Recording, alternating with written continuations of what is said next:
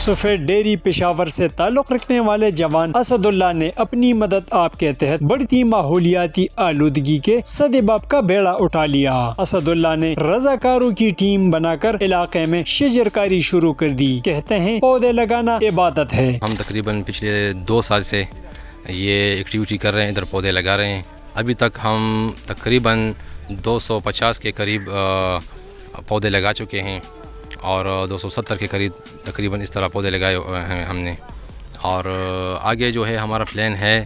اور بھی لگانے کا۔ ہمارے ساتھ وسائل کی تھوڑی سی کمی ہے اور افرادی قوت کی بھی کمی ہے، اور یہ ہم یعنی ہمارا ابھی تک ہم یہ اس طرح کر رہے ہیں کہ ایک پاس ٹائم ایکٹیویٹی کے طور پہ کر رہے ہیں، کیونکہ میرے اپنے بھی کام ہوتے ہیں، باقی والنٹیئر جو ہیں ان کے بھی اپنے کام ہوتے ہیں، اپنی زندگی کے بہت سے یعنی شعبوں میں کام کرتے ہیں، اور ہم یعنی فارغ ٹائم میں یہ کام کرتے ہیں۔ تو ہمارا مزید بھی ارادہ ہے کہ ڈسٹرکٹ سے باہر ہم نے بہت زیادہ یعنی جگہ دیکھے ہوئے ہیں کہ ادھر پودے لگانے کی ضرورت ہے، اور ہمارا جو ہے نا سب سے زیادہ ایمفیسائز جو ہے وہ شہری علاقوں